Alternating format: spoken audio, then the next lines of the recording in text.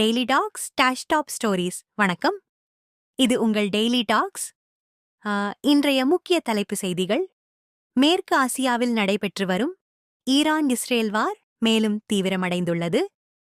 Israel பிரதமர் Benjamin நெட்டனையாகு Iran தற்போது அணு ஆயுத உற்பத்தி மற்றும் பாலிஸ்டிக் ஏவுகணை தயாரிக்கும் திறனை இழந்துவிட்டதாக தெரிவித்துள்ளார். மேலும் ஈரான் மிகவும் பாதிக்கப்பட்டுள்ளது என்றும் கூறியுள்ளார். இதற்கிடையில் ஈரான் தொடர்ந்து வளைகுடா நாடுகளின் எண்ணெய் மற்றும் எரிவாயு நிலையங்களை குறிவைத்து தாக்குதல் நடத்தி வருகிறது. இதனால் உலக சந்தைகளில் அதிர்ச்சி நிலை ஏற்பட்டுள்ளது.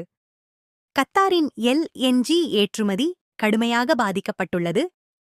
கட்டார் எனர்ஜி தெரிவித்ததாவது சுமார் 17% உற்பத்தி பாதிக்கப்பட்டுள்ளது. இதனால் ஆண்டுதோறும் சுமார் $20 பில்லியன் வருவாய் இழப்பு ஏற்படும் என கணிக்கப்பட்டுள்ளது. மேலும் பாதிக்கப்பட்ட உற்பத்தியை மீண்டும் சரிசெய்ய 3 முதல் 5 ஆண்டுகள் வரை ஆகும் என கூறப்பட்டுள்ளது. இதனால் இந்தியா, சீனா உள்ளிட்ட பல ஆசிய மற்றும் ஐரோப்பிய நாடுகளுக்கு எரிவாயு விநியோகம் பாதிக்கப்படும் அபாயம் உள்ளது. ராஸ் லஃபான் இண்டஸ்ட்ரியல் சிட்டி பகுதியில் நடந்த தாக்குதலில் 2 முக்கிய LNG உற்பத்தி நிலையங்களும் ஒரு GTL நிலையமும் சேதமடைந்துள்ளன. இதற்கிடையில அமெரிக்க அதிபர் டொனால்ட் ட்ரம்ப் கூறிய தகவல் இல்லை என்ற கருத்தை இஸ்ரேல் அதிகாரிகள் மறுத்துள்ளனர்.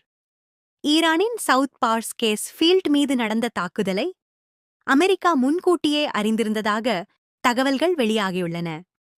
பின்னர் ட்ரம்ப் உடன் பேச்சுவார்த்தைக்கு பிறகு நெதன்யாகு ஈரான் எரிவாயு வளங்கள் மீது தாக்குதலை தற்காலிகமாக நிறுத்த ஒப்புக்கொண்டுள்ளார்.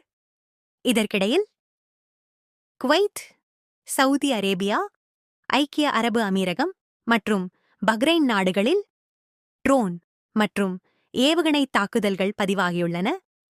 குவைத்தில் உள்ள ஒரு எண்ணெய் சுத்திகரிப்பு நிலையத்தில் தீ விபத்து ஏற்பட்டுள்ளது. உலக எண்ணெய் சந்தையில் மாற்றங்கள் தொடர்ந்து நடைபெற்று வருகின்றன. பிரெண்ட் க்ரூட் எண்ணெய் விலை $106 குறைந்துள்ளது. அமெரிக்கா ஈரானின் சேமித்து வைத்துள்ள எண்ணெயை சந்தைக்கு வெளியிடும் வாய்ப்பு இருப்பதாக தெரிவித்துள்ளது. சுமார் 140 மில்லியன் பேரல் எண்ணெயை சந்தைக்கு கொண்டுவர திட்டமிடப்பட்டுள்ளது. இதன் மூலம் அடுத்த 10 முதல் 14 நாட்களில் எண்ணெய் விலையை கட்டுப்படுத்த முயற்சி நடைபெறுகிறது.